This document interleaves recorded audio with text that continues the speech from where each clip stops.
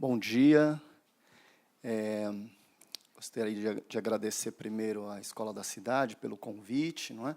E ao SESC por organizar esse evento, principalmente a Carol Tonetti, o Gilberto Mariotti, a Lígia Nobre, que me convidaram para participar desse projeto. E agradecer a Lorena e o Douglas, né, por estarem aqui hoje. Acho que é um dia importante no nosso país, não é?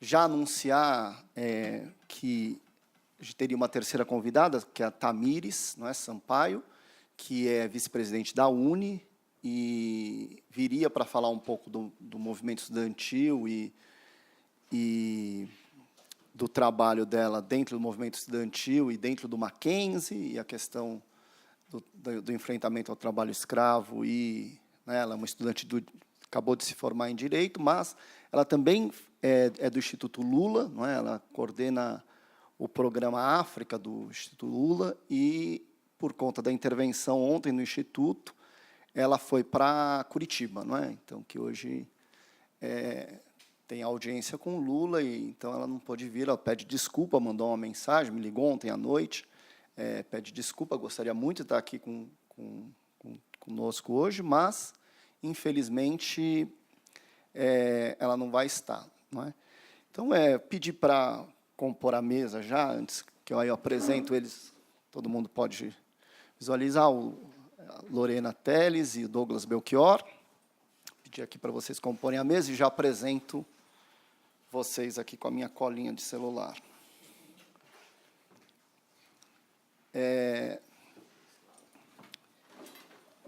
Então, a Lorena Teles é historiadora, mestre em História Social pela Universidade de São Paulo, onde também está fazendo o doutorado dela, e pesquisa trabalho doméstico, gênero e maternidade na cidade de São Paulo e Rio de Janeiro. É autora do livro Libertas entre Sobrados, Mulheres Negras e o Trabalho Doméstico em São Paulo, entre 1880 e 1910. Não é? Ela vai falar um pouco deste trabalho, fazer um recorte do trabalho dela no mestrado. Não é? O Douglas também é historiador, né, formado em História pela PUC, é professor da rede pública e fundador e professor do movimento Uniafro Brasil. Né? É palestrante, conferencista, trabalha com a questão racial, não é? Trabalha membro do movimento negro e trabalha com duas questões importantíssimas, que é o acesso à universidade e o enfrentamento ao genocídio dos jovens negros. Não é?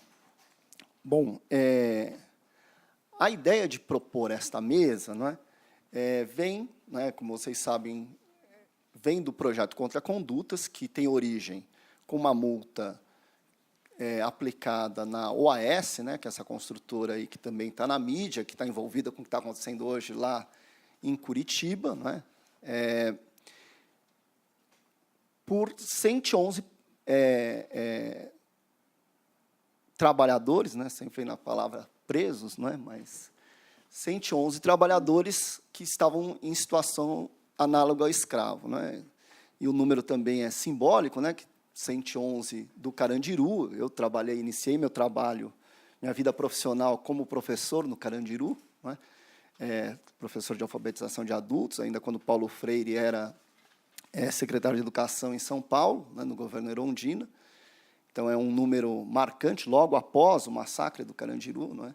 Que foi um massacre que fundou o PCC, não é? Quando a gente não pode protestar, a gente vai se organizar por outros meios, né? Então, e acho que é importante essa questão do resgate dos trabalhadores lá, porque parte dos trabalhadores e parte da sociedade brasileira não entende isso como um trabalho escravo, não é? E também a gente tem uma questão hoje, que é a questão da previdência, da redução dos direitos trabalhistas, né, e que afetam todos nós. Não é? Acho que um pouco, vindo para cá, eu lembrei um pouco de uma história. Que eu estava em Liverpool fazendo um trabalho lá pela universidade, tem um amigo que apresentou para a universidade, que é um negro de Liverpool, inglês, e ele estava desempregado, não é?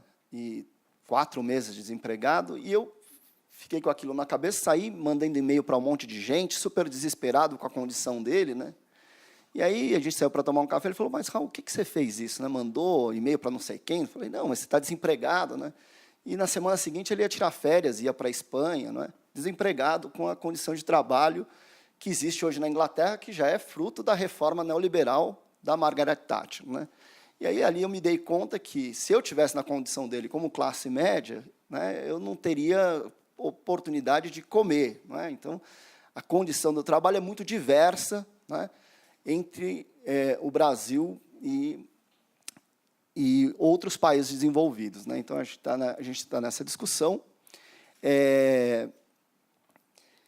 E a questão do análogo a escravo, não é? Acho que essa palavra análogo é como se houvesse um evento lá, né, que é o trabalho escravo colonial, e outro evento aqui, que é o trabalho análogo escravo, como essas coisas não tivessem conexão, né? Então, a proposta de fazer esse recorte racial e fazer essa discussão e pensar um pouco, não é? Acho que a gente pode fazer várias críticas ao governo Lula, eu sou muito crítico ao governo Lula, mas talvez uma das coisas que tenha pegado ali na sociedade brasileira é justamente, né, a promessa do governo Lula era que todo mundo podia ganhar, a classe trabalhadora podia ganhar, os ricos podiam ganhar, tanto ganharam muito, não é?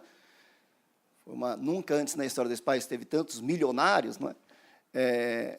Mas também a gente tirou 20% da população da linha abaixo da pobreza, né? Então, era essa a promessa, né? Mas, dentro dessa promessa, começaram a aparecer algumas coisas, então, alguns sintomas de que isso não dava muito certo, e que eu acho que tem a ver com essa questão do trabalho intelectual, dos lugares na sociedade de cada um. Então, falas como, né, o aeroporto está parecendo rodoviária, né? Ou que a minha empregada está indo viajar para o mesmo lugar que eu vou, não é? Quando esses grupos começaram a se misturar, parece que começou a dar um curto-circuito que a gente não estava entendendo muito bem o que estava acontecendo, não é? Ou então, quando os negros começaram a ir para a universidade, né? Então, acho que a Tamires fez um movimento lá no Mackenzie e fez até uma exposição de fotografia no CA com as pichações de banheiro, né, com as falas de lugares de, né, preto preto não deve estar nessa universidade, macaco não sei o que lá, macaco não aprende, que remonta, né, essa história de que, né, a justificativa da escravidão, né, que tinha uma raça inferior, né, que estava destinada ao trabalho físico, né, e tem essa divisão do trabalho físico e o trabalho intelectual. Então, quando o negro vai para a universidade, cria um trabalho, né, cria um trabalho de como essa sociedade vai lidar com isso, né. Então, a ideia de trazer essa mesa é um pouco da gente lidar com essas questões, né, investigar um pouco essas questões. E aí acho que tanto o trabalho do Douglas, como da Lorena, como da Tamires, que não está aqui hoje, um pouco explora de várias maneiras esse limite, não é? Acho que tem aqui o livro do Gessé de Souza, a Ralé Brasileira, né? Lá no começo do livro ele fala assim, né, que a sociedade brasileira ele não só quer explorar o outro, não é, como ele quer uma justificativa, né, para a sua superioridade, para explorar o outro, que também isso tem a ver com essa questão do acesso à universidade, com acesso ao pensamento, e acho que é oportuno, né, acho que a gente está na Escola da Cidade, como uma escola progressista que pensa essas questões, não é à toa que o projeto está alocado na Escola da Cidade, para a gente pensar essas questões aqui. Então, vou passar a palavra para a Lorena, né, para ela começar a apresentação dela, e aí a gente depois passa para o Douglas, e aí a gente abre para uma discussão, tá certo? Então, obrigado. Bom dia, obrigada, Raul, pelo convite e ao SESC. Dizer que, para mim, é um grande prazer de poder compartilhar a minha pesquisa acadêmica trazer para fora da universidade, né? E espero poder contribuir com a discussão. Eu tentei adequar, inclusive, algumas questões que eu levantei no meu mestrado para essa discussão, né, ligada ao trabalho intelectual e ao que é considerado trabalho braçal, problematizar a questão do trabalho análogo à escravidão e pensar raça e gênero né? Então, pensar o trabalho doméstico enquanto trabalho racializado e a questão da geração, são meninas negras que são que vivem, prestam serviços, né, gratuitos e mediante exploração e violência ainda no Brasil. E o que eu proponho para vocês, na verdade, é mostrar também um pouco do ofício da historiadora, do historiador, né, e trazer o contexto e aspectos dessa história, né, da escravidão e da liberdade também, das experiências dos arranjos de trabalho doméstico, num contexto em que seria o pré-abolição e o pós-abolição. Né? Então, a década de 1880, como eu vou discutir com vocês aqui, é um momento em que a grande maioria das trabalhadoras e trabalhadores, no mundo urbano, principalmente, e no mundo rural, que não o do Sudeste, das grandes fazendas, são mulheres e homens livres, libertos, negros, que são aqueles que são os trabalhadores e as trabalhadoras. Então, para começar aqui, gente, essa imagem essa fotografia da década de 1920, Vincenzo Pastore. E o que eu queria colocar hoje aqui para vocês, para a gente pensar e discutir, é uma reflexão sobre a cultura escravista nas relações de trabalho doméstico, né? Então, existe essa questão do trabalho análogo à escravidão na construção civil, que é uma das que foi, né, o mote dessa discussão, mas eu queria trazer as especificidades, o que tem de específico nesse mundo da casa, né, nessas relações em que existe uma cultura escravista, nas relações de uma classe média, de uma elite autoritária, existe uma cultura muito autoritária, de mando e de expectativa de obediência. Discutir a questão da qualificação também, né, a cultura das relações paternalistas, e pensar essa questão também de gênero, raça, classe e geração na contemporaneidade, hoje em dia. Então, eu vou partir de 5 contratos de trabalho que eu estudei no meu mestrado, que eu pesquisei no meu mestrado, e vou ler com vocês e levantar algumas questões aqui. Então, primeiro, né, como que eu comecei com essa pesquisa? Uma professora minha, comecei a estudar processos criminais de prisão, na verdade, de prisão de mulheres por vagabundagem, em 1890, e vi que eram mulheres negras, pobres, desempregadas, e comecei a ir em lavadeiras, muitas engomadeiras, ou mulheres em situação de indigência, ou prostitutas. Então, havia uma polícia moral, nesse período, no pós-abolição, de limpar o centro urbano. E aí, uma professora minha me falou: Lorena, tem 2 livros lá no Arquivo do Estado, de inscrições e contratos de trabalho. E aí eu fui descobrir uma lei de 1886, que era uma lei de regulamentação do trabalho doméstico, em 1886. Então, que lei é essa? Né? Fui olhar essas leis, que eram chamadas de posturas municipais. E, nesse livro, nessas leis, o que havia? Por exemplo, obrigatoriedade da inscrição. É proibido a quem quer que seja exercer a ocupação de criado ou criada sem estar inscrito no livro do registro da Secretaria de Polícia. O infrator incorrerá na multa de R$20.000 e em 8 dias de prisão. Ou seja, estamos falando de polícia, Secretaria de Polícia, em prisão e em multa. Então, métodos de coerção para tentar forçar um grupo de pessoas a proceder dessa maneira que a lei estava ali colocando. Aviso prévio.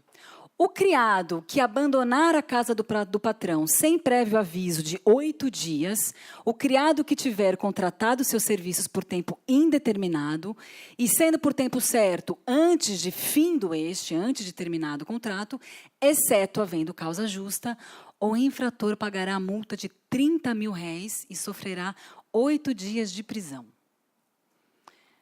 São deveres do criado. Primeiro, obedecer com boa vontade e diligência ao seu patrão, em tudo o que não seja ilícito ou contrário ao seu contrato. Segundo, zelar dos interesses do patrão e evitar, podendo, qualquer dano a que esteja exposto. Havia também várias disposições sobre deveres dos patrões, exames médicos obrigatórios para mulheres que fossem contratadas como amas de leite. E aí a pergunta aqui, se a gente for pensar, né, historicamente, quem fez essa lei? Qual o interesse das pessoas que elaboraram essa lei?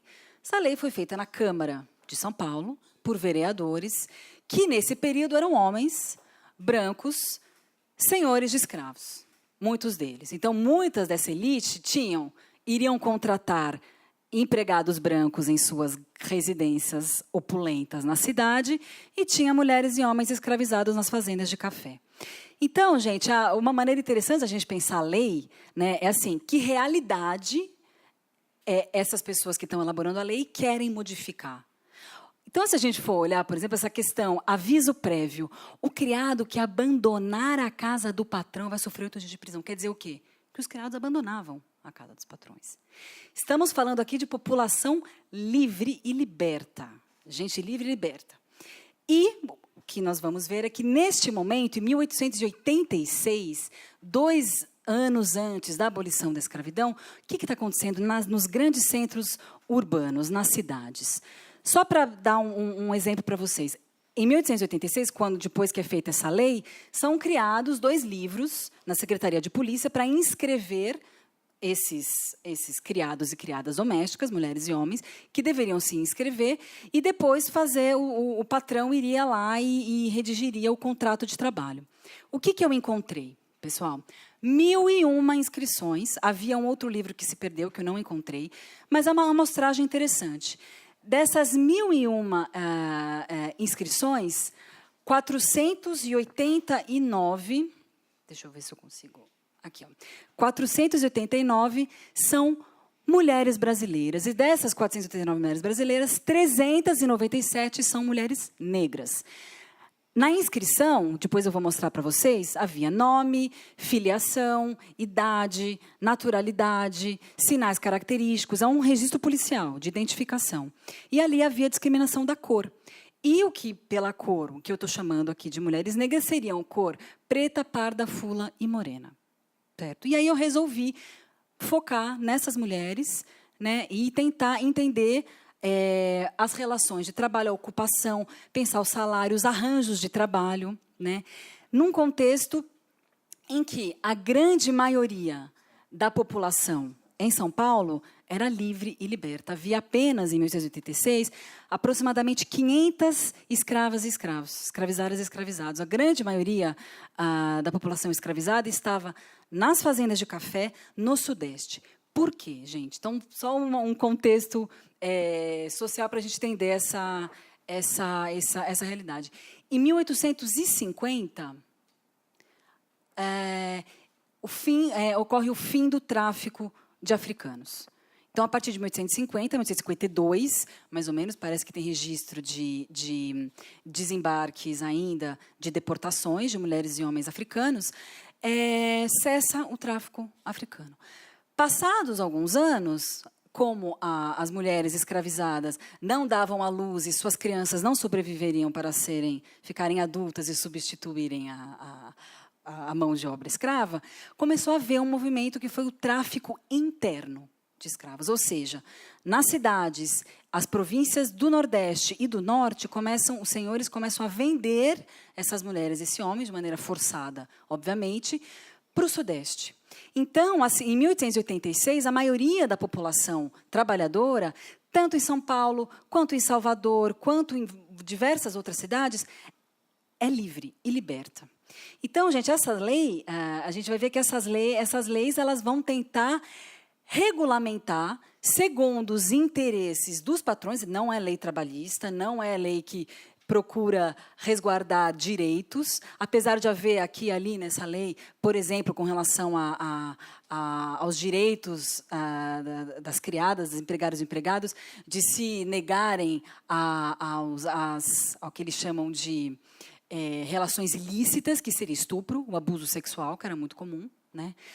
E eu encontrei, então, 1.273 contratos de trabalho, né, envolvendo mulheres brasileiras, de maioria negra, 218 homens imigrantes e 113 mulheres imigrantes da Alemanha, Portugal, Itália, Áustria, Espanha, Inglaterra, Suíça, Estados Unidos e apenas 26 africanas. Por quê? Vamos lembrar, 1850, fim do tráfico, houve um envelhecimento da população africana, então a maioria da população liberta e escravizada é afrodescendente, então são nascidos aqui no Brasil.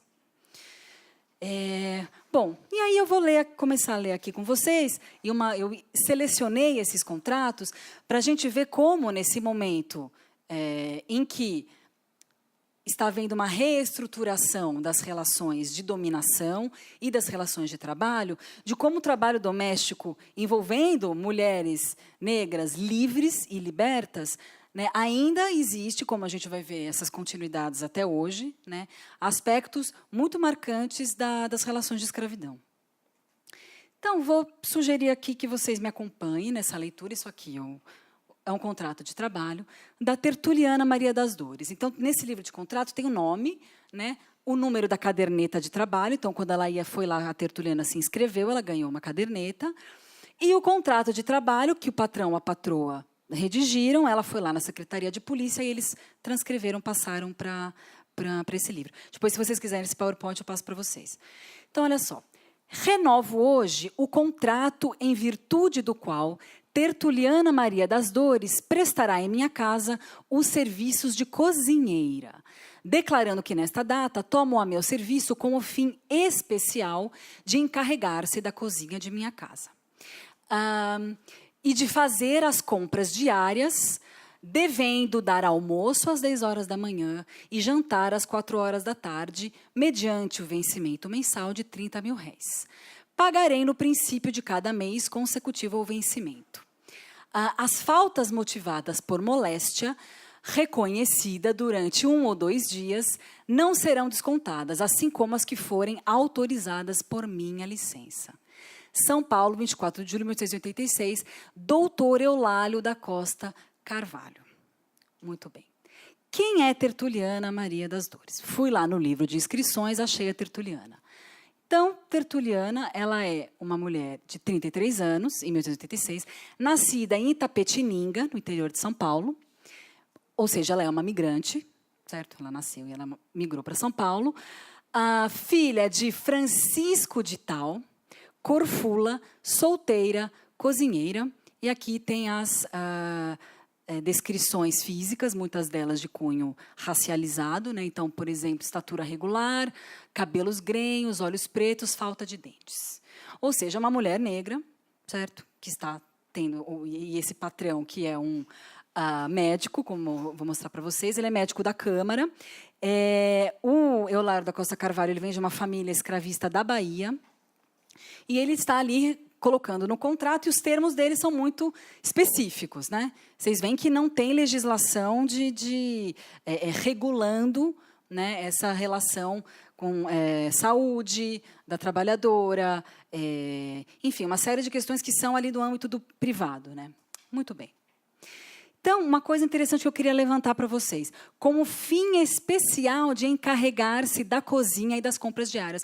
Ou seja, a Tertuliana, segundo o contrato do Eulálio da Costa Carvalho, foi contratada apenas para se encarregar das compras e da cozinha. Ou seja, é uma tarefa especializada, ele especifica ali a tarefa que ela deveria desempenhar, e estabelecer alguns direitos e deveres. Dia que fica doente, a partir de tantos dias, ele vai pagar o salário, se for mais, outros dias ele não paga mais, ele especifica ali. Quem se encarregaria das outras tarefas domésticas? Essa é a primeira questão que eu coloco. E vou dizer para vocês que ela não era a única contratada do Eulálio. Faustina da Costa Carvalho, logo abaixo da Tertuliana. Lá vai lá o doutor Eulálio da Costa Carvalho colocar o contrato. O que diz ele?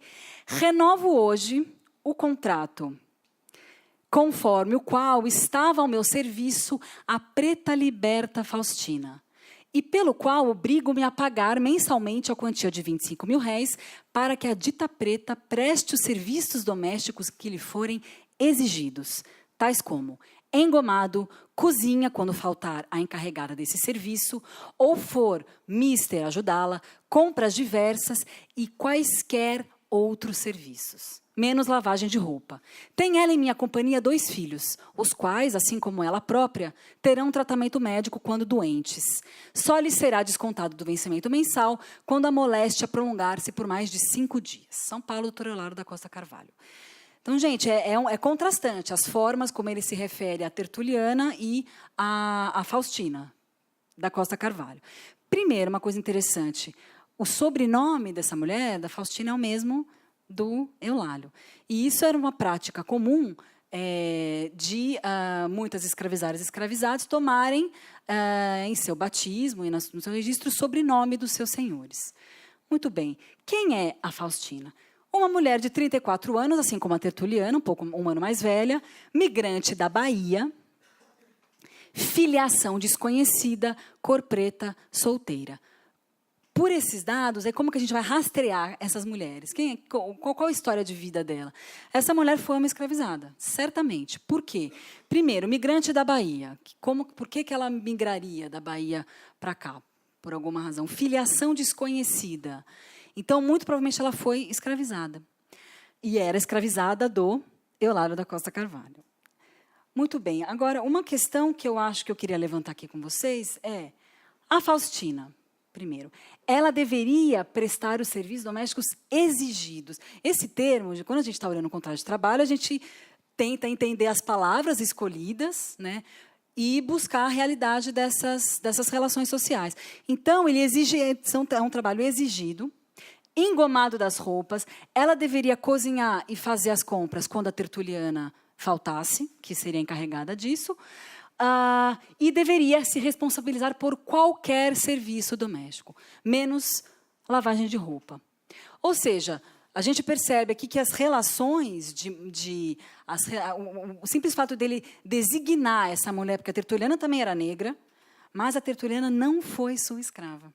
Então, essas relações de escravidão, o fato dele designar a preta liberta era uma forma de dizer o lugar social dela, né, ele como um ex-senhor. Agora, uma questão que me chamou a atenção, falei, mas por que ela se libertou e não foi embora e não foi para distante, né, do patrão? Porque a gente eu vi muito nesses registros, muitos atos de rebeldia, de mobilidade dessas mulheres, né, largando os patrões, mudando de patrão, indo cuidar de filho, indo cuidar da mãe. E aí a gente vê o que ele designa ali, que ela tem 2 filhos.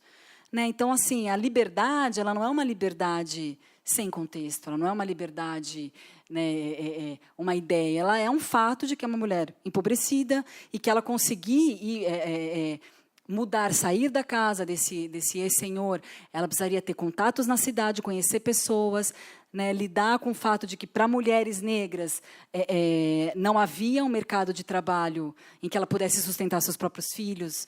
Né, o trabalho doméstico era um mercado que absorvia, né, essas mulheres. E aí de que ele oferecia a essa liberta, que era uma mulher pobre, mãe de 2 filhos, comida, teto e trato de doenças. Então, isso, a gente tem que pensar a questão da sobrevivência. Né? Talvez essa mulher, né, sem laço de parentesco na cidade, mantivesse esses arranjos com o antigo senhor e o parco salário, menos por obediência do que por necessidade e conveniência. Né? Então, uma questão para a gente refletir também como a gente está falando de sobrevivência também, né? Então, pensar moradia, alimentação como direitos, mas, né, nesse momento não era visto como direito, como é visto hoje. Né? Agora, gente, o Eulálio da Costa Carvalho, ele é um homem rico, ele é o médico da Câmara, e ele, eu não coloquei aí os outros contratos, contrata mais trabalhadores. Agora, a realidade da maioria das domésticas e dos patrões não é de dividir o trabalho especializado em várias trabalhadoras e trabalhadores, mas você ter apenas uma mulher, mal paga, encarregada de todo o serviço doméstico. Então, a distribuição de trabalho não era a regra. O trabalho especializado entre copeira, engomadeira, cozinheira. Na verdade, havia uma mulher responsável por uma jornada extenuante por todos esses trabalhos, né? Nas casas das classes médias e remediadas. Muito bem, aí eu vou ler para vocês um outro contrato da Maria Fausta Ottoni. Atesto que Maria Fausta Ottoni está em minha casa desde criança como órfã. e que, quando completou a idade de 21 anos, não quis retirar-se e nem ficar em minha casa como alugada, mas sim como minha companheira, pelo qual, desde esse tempo, além de outras gratificações que recebi, dou-lhe 6.000 réis por mês para seus alfinetes. Ana Luísa Abranches. Então, gente, isso é um contrato de trabalho doméstico. Quais são as relações que existem aqui, gente? Aí eu fui olhar, cadê? Quem é Maria Fausta Ottoni? Ela tem 23 anos, nascida no Rio de Janeiro, cor fula, uma mulher negra, filiação desconhecida e solteira. Então, gente, o que ela diz, a Ana Luísa Abranches? Ela fala que está em minha casa desde criança como órfã. Era muito comum que as classes remediadas e médias fossem no juizado de órfãos, que era uma instituição que, em princípio, deveria cuidar e tutelar as órfãs e órfãos, e serviam como agenciadores do trabalho infantil. Então, essa mulher, ela cumpriria com um dever cristão, em princípio, uma justificativa, né, de pegar uma órfã para criar, e teria trabalho gratuito. Né? E aí, o que ela diz ali? Quando completou, ele está em casa desde 21 anos, desde que nasceu, e quando completou 21 anos, que seria o período da tutela que ela teria sobre essa menina, essa mulher, ela não quis retirar-se, ficou em minha casa e nem ficar em minha casa como alugada. Termo aluguel, termo ligado à escravidão também, em que muitos senhores e senhoras alugavam suas escravas e escravos para desempenhar o trabalho doméstico. Então, gente, o que a gente pode perceber aqui? Que hoje em dia é muito comum. Filho de criação, né? É da casa. Né? Pego vou criar, vou alimentar e explorar o trabalho gratuito análogo à escravidão, se a gente for pensar. Que até hoje, né, não existe retribuição salarial, existe uma relação paternalista, né, de que o patrão, a patroa fornece alimento, teto e a criança, a jovem e depois a adulta fornece trabalho e fidelidade, o que se espera em princípio de obediência. Né? Muito bem, então, as relações entre patrões e trabalhadoras livres estavam muito distantes das relações de trabalho livre como nós entendemos hoje. Né? Então, frequentemente, não havia retribuição salarial, então foi muito comum contratos. Só dou comida e roupa, ou então 6.000 réis para seus alfinetes, um dinheirinho. Né? Um número grande de meninas, a partir de 10 anos, que não eram pagas ou recebiam salários miseráveis. Não havia especialização, com exceção de amas de leite, pajens de criança e lavadeiras e engomadeiras, que eram trabalhadoras mais autônomas e serviam a várias casas. E a grande maioria das mulheres eram negras, inscreveram-se como cozinheiras, e no contrato a gente via que elas executavam todo o trabalho doméstico, desde cozinhar, limpar a casa, fazer compras, se encarregar do engomado das roupas, etc. Mais um exemplo de um contrato de trabalho. Declaro que a portadora desta caderneta acha-se ao meu serviço desde 5 de outubro de 1885, por tempo indeterminado e enquanto me conviere a ela, no serviço de cozinheira, pelo aluguel mensal de 20.000 réis. Está paga deste aluguel desde o mês último, tendo direito apenas ao aluguel que está vencendo. Não dorme em minha casa. É obrigada a vir às 7 horas da manhã, retirando-se depois das 5 horas da tarde. Nos domingos e dias santificados, vem um pouco mais tarde para ter o tempo preciso de cumprir o preceito religioso, por isso que é católica apostólica romana. Isso, contrato Pedro Gonçalves Dente, Rua da Boa Morte, no centro de São Paulo. Então, gente, primeira coisa, Tomásia do Espírito Santo, 27 anos, nascida em Atibaia, cor preta, filiação desconhecida, provavelmente uma ex-escrava, solteira, não havia gratificações, mas ela conquistava margem de autonomia. Morando fora, uma jornada de trabalho limitada, porém sem tréguas. Domingos e dias santos, ela podia vir um pouco mais tarde, mas ainda assim o trabalho era diário. Uma questão muito importante, que eu acho que para a gente refletir, essa questão da trabalhadora doméstica dormir na casa. O que significa dormir no local de trabalho? Mesmo atualmente, onde isso tem diminuído com os anos, significa que a trabalhadora está à disposição dos caprichos e de manhã até a hora que o patrão, a patroa e as crianças dormem. Então, não dormir em casa já é, de alguma maneira, um caminho de autonomia importante. Ou seja, a gente não sabe aqui aonde que a Tomásia vivia. Provavelmente numa habitação coletiva, provavelmente ela tinha um companheiro ou uma companheira, vivia com a mãe, vivia com filhos. Né? Então, a gente pensar, fazer uma leitura da perspectiva dela, né, de como, nesse cotidiano, não morar na casa dos patrões, o que não era comum nessa época, e hoje em dia ainda é muito comum a trabalhadora doméstica viver na casa dos patrões, de como isso coloca, né, essa trabalhadora numa situação de jornadas extensas, né, de dificuldade de ter o seu período de lazer por estar nessa proximidade o tempo inteiro, tendo que resolver as necessidades da família. Né? E aqui o penúltimo, já que eu tenho um pouquinho mais tempo, vou ler esse com vocês. Mas antes de ler da Rosa Maria de Jesus, eu vou ler do Manuel de Queiroz, um homem negro.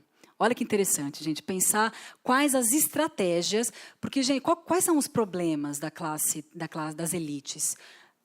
Mobilidade, até hoje, se a gente for pensar. Como, porque o trabalhador escravizado, se ele vai embora e não volta, ele pode botar um anúncio no jornal, chamar um capataz para ir atrás dessa mulher, desse homem, né? Que por direito, e através de uma série de coerções, ele teria ali que prestar os serviços.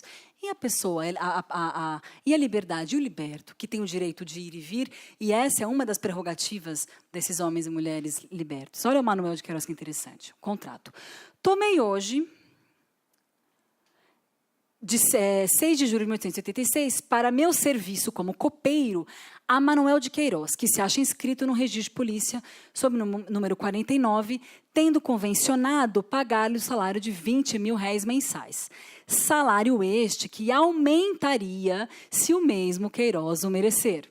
São Paulo, 6 de julho de 1886, José da Silva, 9 de julho. Mudou de patrão. Declaro que entrou hoje para minha casa Manuel de Queiroz como empregado de ajudante de cozinheiro e copeiro, tendo salário 20 mil réis por mês. Declaro mais que fiz condição com o mesmo de não lhe pagar quantia alguma de seu ordenado sem que completasse o mês. E se saísse antes, nada lhe dava. São Paulo, Marcos, 17 de agosto, vide livro 2, ou seja, ele mudou de patrão. Não achei esse livro, mas sempre quando fala, o segundo livro quer dizer que ele mudou de patrão. Então, quais são as estratégias desses dois patrões para tentar manter o Manuel de Queiroz, que é um pernambucano, que foi provavelmente escravizado, no trabalho? O primeiro, ele usa do reforço positivo. Se ele completar o trabalho aqui, né, não sair antes, eu aumento o salário se ele merecer. O segundo patrão diz, se ele não completar, o que ele diz ali? Declaro que fiz condição de não lhe pagar nada se ele não completasse o mês. Mas também não funciona, porque o Manuel de Queiroz ele muda de patrão.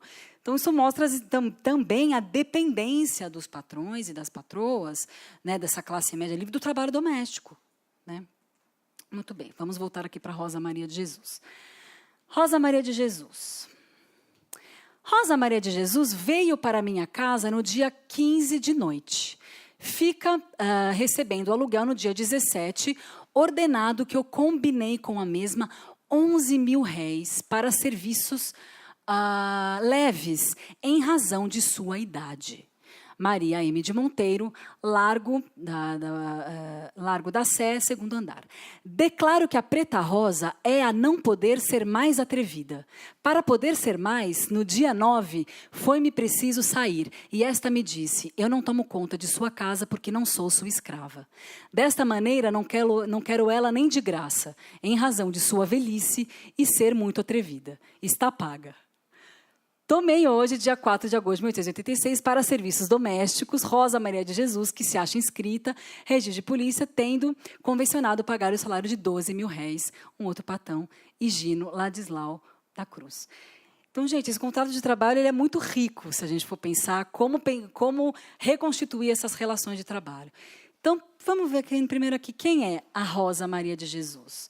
Rosa Maria de Jesus tem 65 anos, é uma africana, filiação desconhecida, preta, viúva, cozinheira. Muito bem. E quem é a patroa dela? Quem é a Maria Monteiro? Quem é essa mulher que contrata a 11 mil réis, que é um salário muito baixo, uma mulher velha? ou uma menina? É uma branca remediada. Muito provavelmente ela é uma branca pobre, né, que está pagando a mão de obra que ela pode custear, que é uma menina ou uma mulher velha. Muito bem. Ela começa o discurso dela, vamos pensar do ponto de vista porque o discurso quem escreve é o patrão. Rosa Maria de Jesus veio para a minha casa no dia 15 de noite, vencendo o aluguel no dia 17, ordenado que eu combinei com a mesma, 11 mil réis, apenas para serviços leves, em razão de sua idade.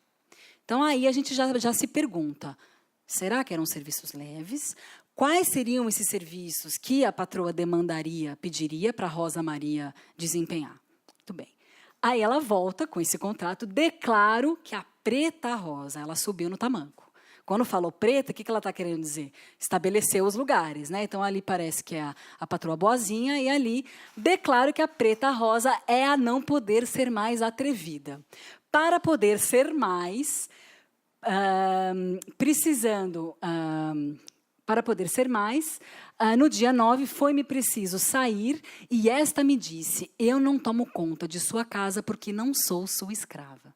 Então, é muito interessante a gente pensar, né, assim, o que será que a Maria de Monteiro pediu para que a Rosa Maria desempenhasse, para que ela virasse e falasse, eu não sou sua escrava. E, além disso, ela deve ter falado muitas outras coisas que, muito provavelmente, a Maria Monteiro não diria, que escandalizou essa mulher, né, que está indo ali falando que não queria ela nem de graça, em razão de sua velhice e de ser muito atrevida. Rosa Maria de Jesus não era besta, conhecia provavelmente outras pessoas, já estava empregada no dia, quando que ela se contrata? Dia 4 de agosto. Quando que ela é... De 4 de agosto, quando ela se demite, dia 5 de agosto, ela já tem um outro patrão. Então, muito provavelmente, a gente tem que pensar que é assim, como que eles se empregam, né? O boca a boca, é conhecer, é às vezes um conhecido, um familiar, um ex-senhor, uma ex-senhora. Então, para a gente refletir aqui, né, dessas relações de dever e obediência. O que se esperava da Rosa Maria de Jesus e o não dela. Né? Isso eu não faço, eu não sou sua escrava. E aí, para trazer algumas reflexões aqui finais para o debate, para vocês pensarem. Então, pensar o trabalho físico e trabalho intelectual. Quais interesses essa distinção defende? A quem interessa dizer... Porque se a gente for pensar objetivamente falando, mesmo quando eu estou lá sentada no meu computador lendo isso, escrevendo, eu tenho corpo, eu sinto dor nas costas, uma série de pessoas que fazem trabalho sentado têm problema de coluna, problema de sedentarismo, ao passo que aqueles que têm um trabalho predominantemente que exige muito do físico também têm problemas de saúde outros, e piores, com certeza, mas essa pessoa pensa, mesmo quando ela está ali fazendo o trabalho doméstico, ela tem que raciocinar o que eu tenho que começar, o que eu vou fazer, né? Pensar como vai organizar um trabalho. Né? Então, nós não somos... Essa divisão corpo e mente é uma divisão cultural, né? Ela não existe, nós somos inteiras. Né? Aí eu coloco para vocês a questão da desvalorização de outras formas de conhecimento que não o acadêmico. E aí eu vou colocar para você o exemplo da cozinheira e do chefe de cozinha. Eu não pude trazer para vocês aqui, porque senão ia ficar muito grande a apresentação. Mas o salário mais alto que eu encontrei no contrato era de um chefe de cozinha, um europeu, um homem branco, que trabalhava num hotel. E a gente se pergunta, uma cozinheira, e ao fim e ao cabo, o que essas duas pessoas produzem? Comida, que vai alimentar pessoas. É num restaurante, é uma comida paga? Sim, e a comida da cozinheira que trabalha na casa, uma comida doméstica. Mas os conhecimentos dessa mulher negra, africana, afrodescendente, ela tem conhecimentos para ter que cozinhar. Ainda mais naquela época que não tinha fogão a gás, tinha que cortar a lenha, tinha que matar o frango, tinha que saber, né, o forno e fogão para não deixar a comida queimar. Só que esses conhecimentos eles são desvalorizados. Então, pensar quais são os valores atribuídos a conhecimentos de origens diversas. Então, são conhecimentos informais, de tradição oral, ao passo que o conhecimento do chefe de cozinha ele é da química, é da física, né, é dessa coisa assim, o tipo, né, de comida considerada, né, europeia ou mais valorizada do que essa cozinha doméstica. Pensar que a noção, né, de falta de qualificação e trabalho qualificado não é um critério neutro, não é politicamente desinteressado, né? Então, pensar um trabalho... A quem interessa qualificar a trabalhadora doméstica? A quem interessa dizer que elas são trabalhadoras desqualificadas? Isso abre para a exploração do trabalho, já que eu posso exigir todo o trabalho doméstico de uma trabalhadora que não é considerada qualificada. Ou que pode chegar e dizer não, como a Rosa Maria disse. Não vou passar a roupa, não vou passear com o cachorro, não vou cuidar da criança, não fui contratada para isso. O trabalho doméstico não tem essa discriminação, essa regulamentação. O que é esse guarda-chuva trabalho doméstico? Né? Existe uma série de necessidades que são resolvidas com esse trabalho, desde comida, cuidar de criança, limpeza do banheiro, as compras, uma série de tarefas que são exigidas dessas mulheres. Hoje em dia, com a lei, né, a PEC que se transformou em lei agora, com certeza com esse governo que nós temos aí, muita coisa vai piorar. E dentre as permanências escravistas que eu gostaria de levantar para a gente pensar para esse trabalho, essa cultura autoritária e personalista nas relações entre patrões e trabalhadoras, sem uma lei que estabeleça o que consiste o trabalho doméstico, quais são as tarefas a serem desempenhadas, né? E esse mundo isolado da casa sujeita muitas dessas mulheres, essas meninas, a humilhações, assédio sexual, assédio moral, né? Essa coisa da inviolabilidade do lar, porque o Ministério do Trabalho vai ali na fazenda, né? E dentro da casa. Né? A privacidade. Então, o direito de quem é colocado em primeiro lugar? Né? Das famílias ou das trabalhadoras? Né? E pensar essa emenda constitucional tardia e incompleta, e a dificuldade também da formalização do trabalho das trabalhadoras domésticas, que é um trabalho muito pouco registrado, muito informal, e a questão da sindicalização também, que as expõe a dificuldade de negociação, de noção de direitos e de prática desses direitos trabalhistas. Então, é isso, gente. Espero... não, isso aqui eu já li com vocês. Espero ter trazido, que a gente possa discutir essas questões levantadas aqui da pesquisa. Obrigada.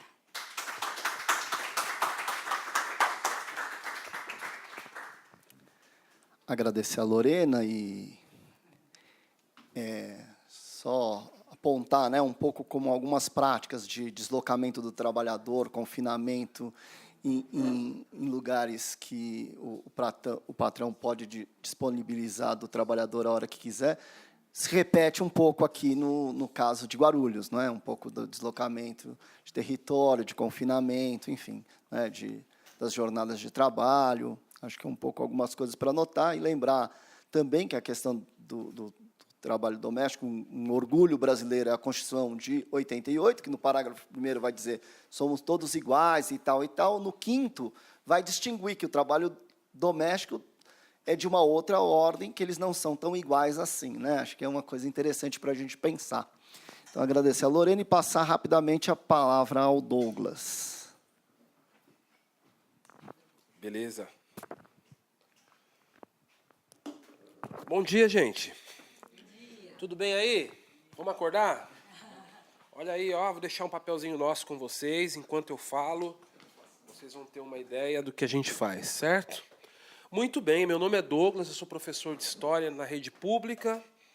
Sou professor de cursinho sobre tudo, que é o que eu gosto de fazer. E vou mudar aqui, que assim eu consigo usar a máquina. E sou militante do movimento negro. E eu adorei demais essa aula que a professora Lorena nos deu agora. Já convidei ela para ir nos nossos cursinhos, porque a gente, se fosse numa aula tradicional de filosofia na escola pública, a gente estudaria para entender isso, aquele momento da filosofia que a gente estuda as permanências, né? O tanto que as coisas mudam para que tudo permaneça como sempre foi, não é? A história do Brasil tem uma bola de ferro amarrada no pé.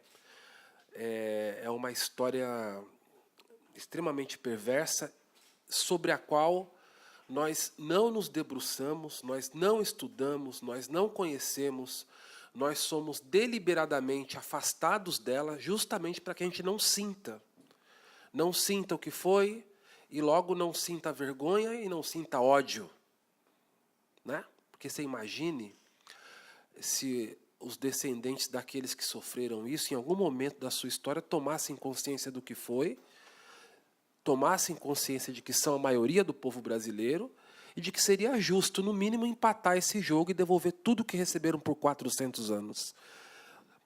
O problema é que quem promoveu isso não está mais aqui, estão seus descendentes, e nós aprendemos nas relações sociais que nós somos todos amigos.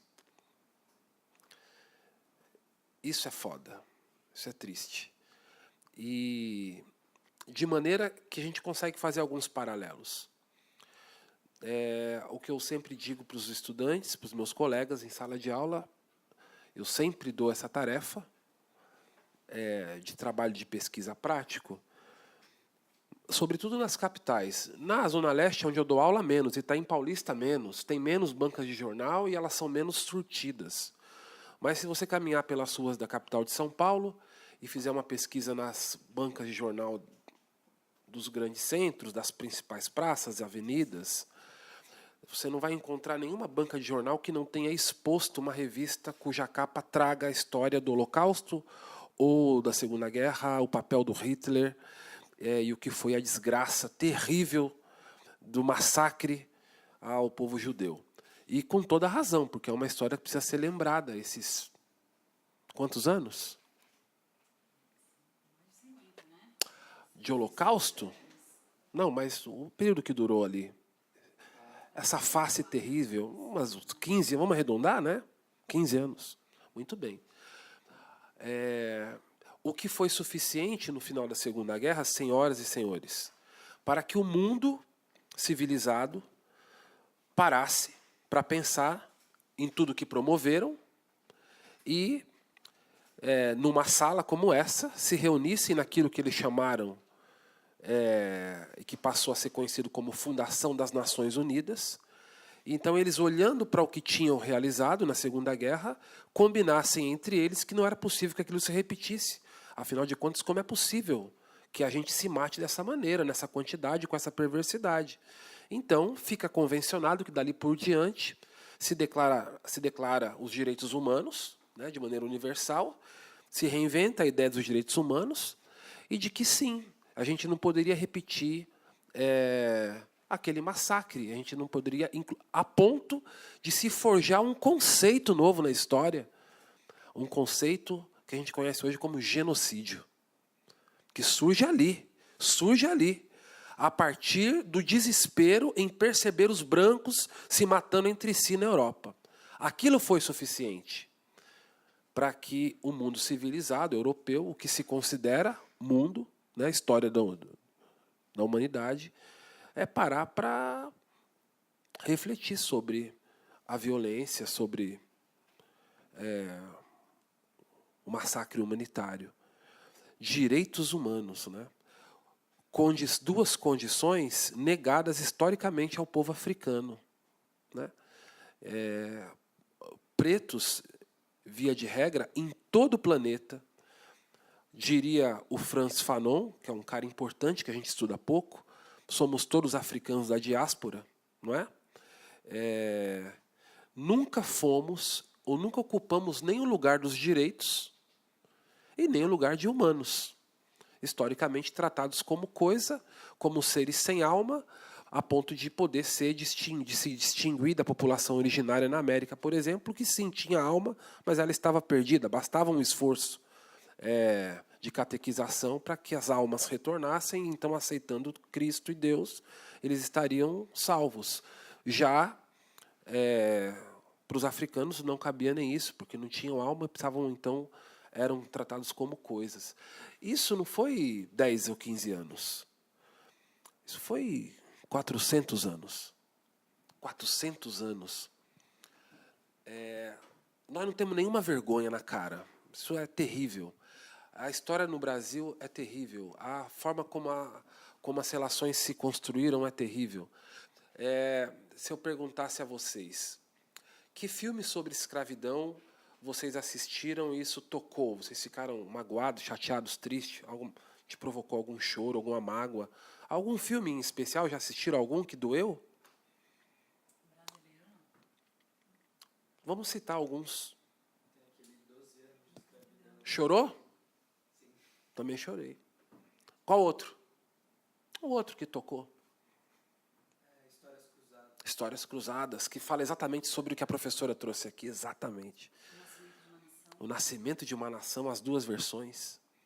A gente vai citar uma lista aqui, né? Como a professora disse, nenhum é brasileiro, ou um ou outro. Mas não é suficiente para criar imaginário. No nosso imaginário, nós choramos mais, lamentamos mais e conhecemos mais a escravidão norte-americana do que a nossa. O Mordomo na Casa Branca. Assistiram esse? Primeira cena do filme. Primeira cena do filme, hein? Vamos lá. Campo de algodão, sul dos Estados Unidos, certo? O dono da fazenda, o escravocrata, pega o relógio de bolso dele assim, olha para a hora. 11 horas. Está na hora de dar a primeira estupradinha do dia. Eu vou ali dar uma estupradinha. Então ele vai lá no campo, escolhe uma preta, arrasta ela pela cintura, ela sai batendo as perninhas. O filho dela está com ela no campo de algodão. Ele faz que vai. No que ele faz que vai, o pai dele segura o braço dele e não deixa ele ir. Para a gente dormir pensando, vai. Por que o pai dele, que vai ver a sua companheira sendo levada pelo seu dono, que sabe o que vai acontecer com ela ali atrás, por que ele segura o filho em acudir a mãe? O que vai acontecer com a mulher? Ela vai ser estuprada. Nesse momento, ela está indo ser estuprada, mais uma vez. Ok? E o pai segura o filho porque concebe a ideia, reconhece a ideia de que pode ser pior. Pensem sobre isso. Aí ele vai e faz o que tem que fazer com a mulher. Estupro nunca é uma coisa, né? Estupro é estupro. Não, a escravidão não é só o sexo não consensual, que o Demóstenes Torres negou, né? Lá no STF, na audiência pública, em 2010, numa audiência pública no STF sobre a política, sobre o debate de constitucionalidade das cotas raciais no Brasil, o Demóstenes Torres, então senador, ele relativizou o que foi a escravidão, dizendo que não era tão grave assim e que o estupro nem era assim como o movimento negro dizia, que parte das relações eram consensuais entre as mulheres pretas e seus donos. Então ele estupra a mulher, bate, quase mata, e depois, com ela quase morta, ele volta com ela para o campo de algodão. Cena do filme 12 anos de escravidão. Tá bom? Deitada na garupa de um cavalo. E aí ele chega no campo de algodão, faz esse movimento com o braço, joga o corpo dela para o chão e ela cai. Plau. E ela ali quase morta, estuprada, sangrando. Aí naquela hora o filho vai acudir o corpo da mãe, a mãe ainda viva, quase morta. O pai vai junto e se atreve a olhar com ódio para o rosto do Senhor. Ele pega o seu revólver e dá um tiro na cabeça do cara. E mata o cara na frente do filho, na frente do corpo da mãe estuprada. Imaginou isso? 3, 4 vezes por dia, todos os dias, por quase 400 anos. Escravidão. E a gente não fala sobre isso. E a gente lida com a vida como se isso não estivesse aqui agora, presente nessa sala, nesse prédio, nessa avenida, nessa cidade. Isso é terrível. Isso é terrível. Um dia vão cobrar essa conta. Necessariamente. Não há como não cobrar essa conta. Né? E as permanências, elas são poderosas, perversas. Eu vou mostrar para vocês algumas delas. Aqui. Então eu trabalho com educação. Mas nunca é assim tão torturante, galera. É mais legal, tá? Fiquem tranquilos. É que aqui me deram uma tarefa, eu vou cumpri-la. Tudo bem? Pressupostos para a nossa existência. Vocês pegaram um panfleto de um movimento que se chama Uniafro Brasil, que é uma sigla que a gente usa para União de Núcleos de Educação Popular para Negras e Classe Trabalhadora. Tudo isso. Então a gente organiza nas comunidades e periferias os jovens que não têm grana para pagar seus cursinhos caros, Porque a gente, em pleno 2017, enxerga que a universidade brasileira é um privilégio, não é um direito, e os pobres não têm acesso a ela. Nós estamos falando de 2017, em especial a população negra.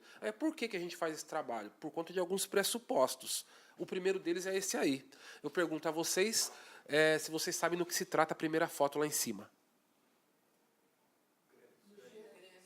Que foi 2015. Se eu não me engano, em pleno carnaval. Tudo bem? Olha lá a foto. Como é que se consegue um emprego de gari no Rio de Janeiro? Por indicação ou não?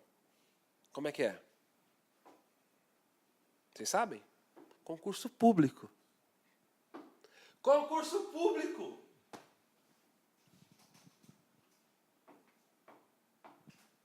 E a foto de baixo? Desenvolva. É uma foto de que exatamente? Que momento é esse, vocês acham? É uma formatura de uma turma de medicina. Tudo bem? De qual universidade? Alguém já leu? Isso é... Não. É muito pior. Universidade Estadual de Salvador. 80% da população é negra. Gente, isso aí é Brasil, ó. Isso quer continuidade da escravidão. As fotos falam tanto, não é? Pressuposto para a nossa existência. A tal palavrinha inventada na década de 40, não foi? Lá nas Nações Unidas, o conceito forjado do assassinato em massa a partir da ação deliberada do Estado ou contra uma população, uma etnia ou um grupo em especial, nós reivindicamos para nós. O que nós vivemos é um genocídio histórico e continuado. Não há nenhuma dúvida em relação a isso sobre a população indígena, não se discute, é genocídio, todo mundo aceita. Mas em relação à população negra não se aceita essa continuidade. Na nossa elaboração, sim, o Estado é responsável pelas mortes massivas da população negra no Brasil a partir dos homicídios. São, numa última contagem, em média, 60 mil mortos por ano. Desses, 30 mil são jovens de até 29 anos. Destes mortos por homicídios, desses 30 mil mortos por homicídios de até 29 anos, 77% são negros. E desses 77% vítimas de homicídio, 20% deles são mortos pela ação oficial do Estado. 20%. É um número absurdo e inalcançável em nenhum país do mundo, por nenhum país do mundo. Mortos pela polícia. Números oficiais. Fora aquilo que se mata extraoficialmente em execuções sumárias, em ações por parte da polícia, organizados em milícias e em grupos de extermínio. Fora a violência civil generalizada, que também traz um marco racial pesadíssimo, porque a violência civil que resulta nesse número absurdo de homicídios no país, ela mantém a mesma proporção de, em média, 70% de alvos na população negra. Então, a violência civil generalizada, ela também tem como alvo, ela tem como pressuposto da sua ação uma marca radicalmente racista. As balas perdidas, por exemplo, é o grande exemplo disso, né? Elas sempre encontram um corpinho negro para acertar. Pressuposto. Vamos lá? Tá pesado, né, gente? Então a gente se organiza assim, então a gente, qual é a forma que a gente lida com esse debate? A gente quer organizar, porque direitos humanos tem um problema, né? Na nossa opinião. Direito humano é assim, ó. Depois que o corpo sofreu, foi torturado, preso ou morto, aparecem os direitos humanos. Não é assim? Porque o direito humano, enquanto eu estou vivo, firmão aqui, saudável, forte, isso é objeto da tal política pública. E a gente, então, ajuda a reafirmar no imaginário popular o conceito enviesado de direitos humanos. Quando ele só vem para socorrer o corpo já violentado. Não. Para nós, direitos humanos é o direito à universidade, é o direito à escola, é o direito ao posto de saúde funcionando bem, é o direito a transitar na cidade com tranquilidade. São todos os direitos, são direitos humanos.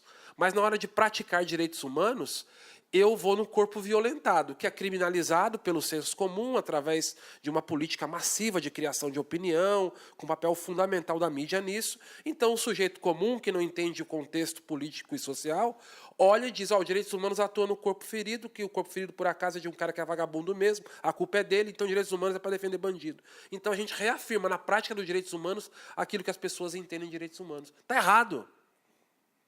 Para nós praticamos direitos humanos, quando a gente defende direito à universidade, por exemplo. Nós estamos tirando o corpo da linha do tiro, do território da guerra. Nós queremos ele fora do número da estatística. Direitos humanos. Certo?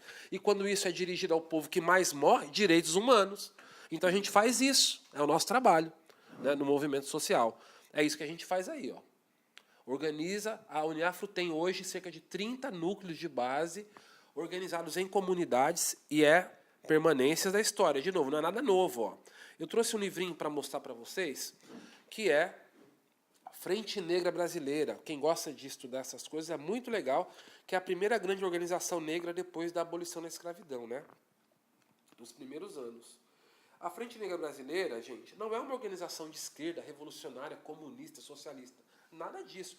A Frente Negra Brasileira é liberal, como os abolicionistas eram. Eles querem o quê? Integrar o negro na sociedade que surgia.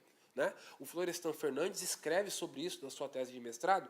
Um dos livros é Negro no Mundo dos Brancos, em que ele vai discutir que a sociedade nova que surgia no pós-abolição era uma sociedade para os brancos. Os negros não cabiam, os negros não eram classe na tal sociedade de classes que surgia. Eu nem acho que o Florestan é o melhor cara que escreve sobre isso, ou sobre os negros. Ele, como um branco que escorrega em vários momentos quando vai falar. Mas ele dá uma contribuição importante para a gente desmistificar, porque ele estuda a condição dos negros, né, professora? Em São Paulo também, no início do século XX, logo depois da escravidão, do fim da escravidão.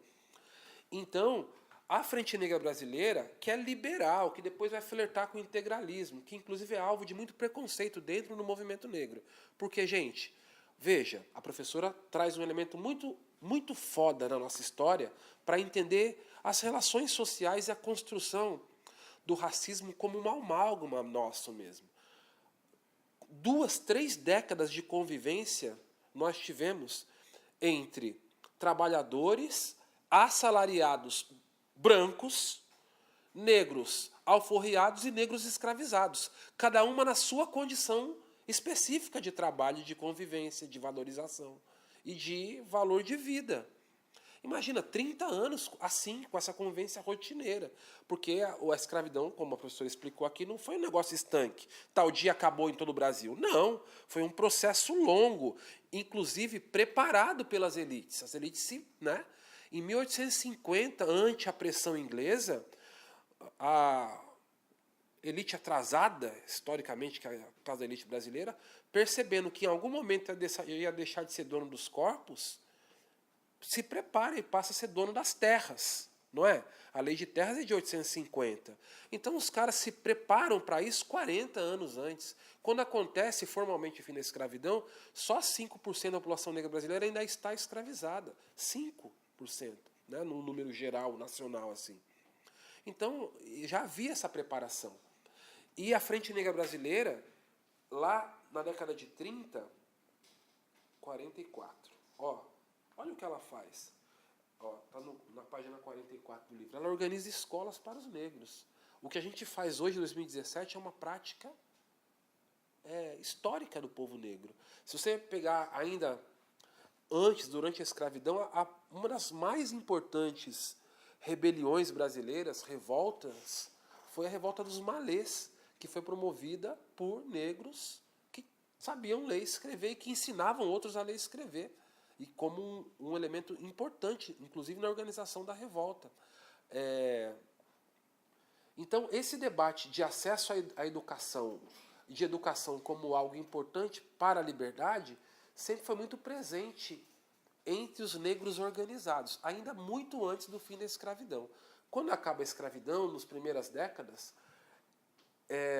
além do acesso, do direito, ou seja, a ideia liberal de integrar o negro na sociedade, dizia respeito, em primeira instância,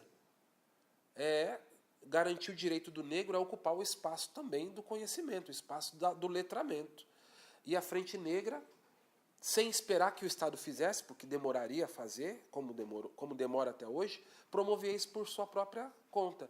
Mais do que o acesso ao espaço. Olha outro debate importantíssimo. O conteúdo do trabalho da educação. Sempre foi, se você pegar e pesquisar os documentos de movimentos negros na história do Brasil, eles sempre questionaram também, além do acesso, o conteúdo que é provocado e promovido em sala de aula. Porque o negro entra na sala de aula, a escola gente, a escola devia ser um lugar que você entra, né, de um jeito e sai melhor, não é? Não é assim? Devia, né? Então imagine que eu sou de uma família de gordinhos, eu desnutri, certo? Mas eu sou de uma família de gordinhos. Numa família de gordinhos, a criança gordinha, como é que a gente trata uma criança, um bebê gordinho? Como é que é nosso tratamento para ele? O que significa uma criança gordinha, gente? Saudável, não é? Saudável, gorduchinha, gostosinha, bonitinha, não é assim que a gente trata? A vida inteira? Aí a criança cresce nesse ambiente, gostosinha, bonitinha, linda, cheirosa. Aí no primeiro dia de aula, ela chega na sala de aula, o que acontece?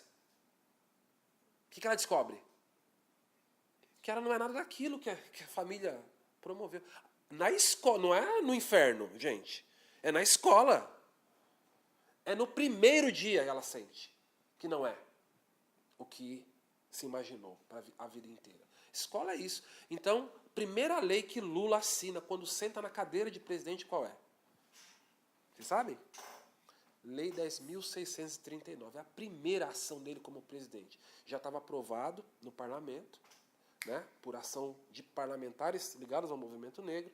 É a primeira ação dele como presidente. Ele sanciona a lei, que é, de todas as políticas desses anos, a que mais se aproxima do que a gente chama de reparação histórica. Todas as demais iniciativas são políticas de governo. Essa é de Estado. Foi uma mudança na LDB. Isso pressupõe que não existe prática educacional sem obedecer à ideia de que é preciso ser transversal no debate da igualdade racial, da diversidade, da contribuição negra e indígena para a formação do Estado e da cultura e da nação brasileira. Isso é muito bonito, cara. E nós estamos perdendo isso agora. Então a gente faz isso, e a Frente Negra fazia já na década de 40. Então a gente faz isso, acho que meu tempo já acabou, né? Vamos lá, vou terminar.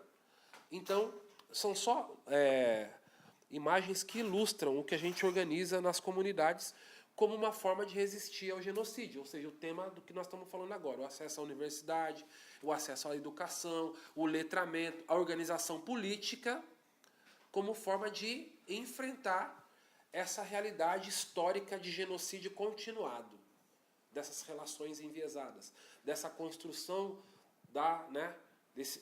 dessa construção genial. Nós tivemos um grande gênio no Brasil, gênio, Gilberto Freire, gênio. Ele construiu a ideia que nos educa a todos há quantos anos?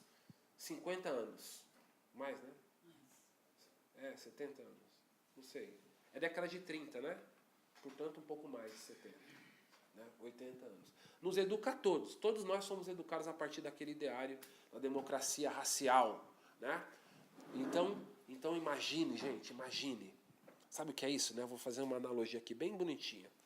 Aí, vamos lá, tem a ver com a professora aqui, os trabalhos aqui. Então, hoje, 2017, uma senhora trabalhadora doméstica, tudo bem? Num bairro bem pobre aqui em São Paulo. Fala um bairro que é um bairro assim, pobre. Exemplo de bairro precário, fala um. Pobre. Periferia pesada, fala uma. Capão Redondo, muito bem.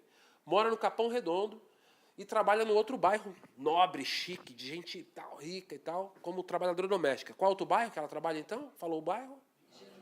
Higienópolis. Ok, ainda foi humilde Higienópolis, mas vamos supor que seja Higienópolis, que é um lugar que tem gente que tem grana e tal, né?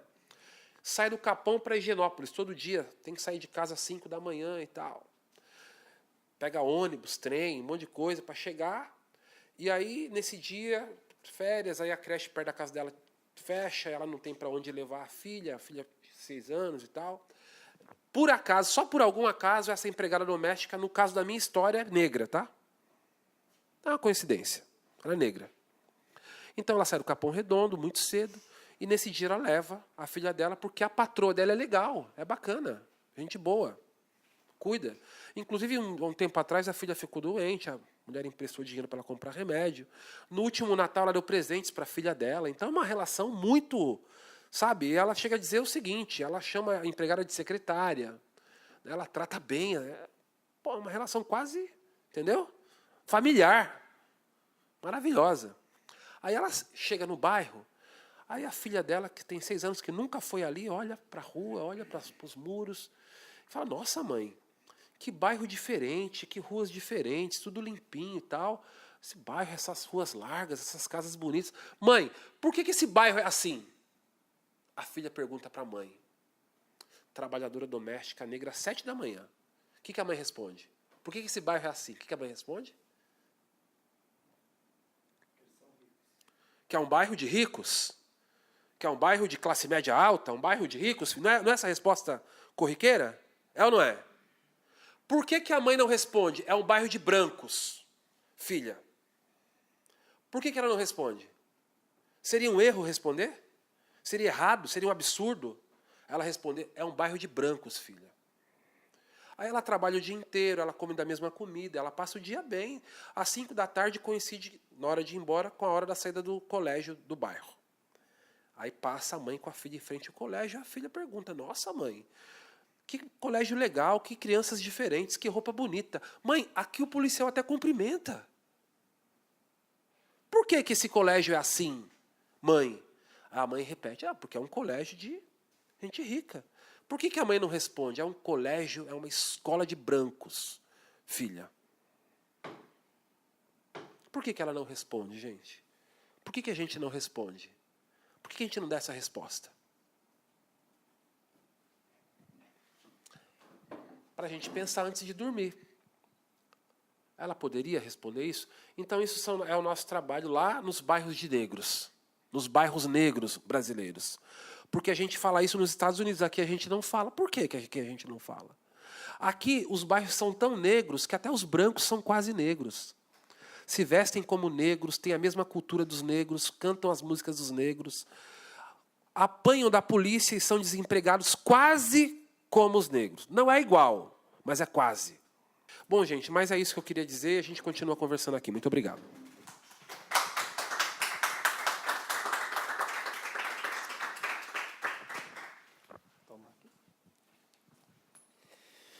Agradecer o Douglas.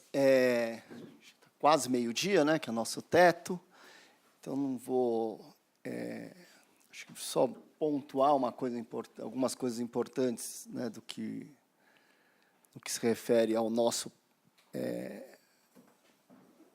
projeto, de novo, um pouco mostrar a continuidade, acho um pouco, a repressão de uma população, que acho que o Douglas e a exclusão de alguns espaços, né, que talvez também isso seja alguma condição para o trabalho análogo ao escravo, parecido também com o que a Lorena disse. Então, abrir um pouco para perguntas, para questionamentos, para comentários.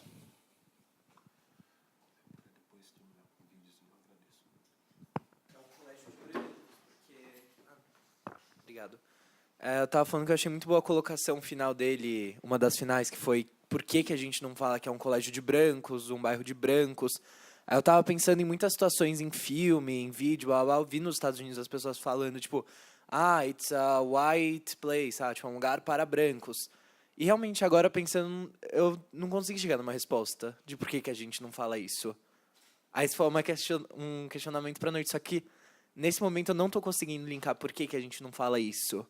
Tipo, quais motivos a gente tem por trás para não explicitar, porque a gente não quer explicitar, porque vai ver é um questionamento que hoje a gente tenta evitar para igualar na nossa cabeça. Queria que você explicasse um pouco mais sobre, se puder. Tem mais perguntas? Giba, quer perguntar? Deixa eu levantar a mão, não.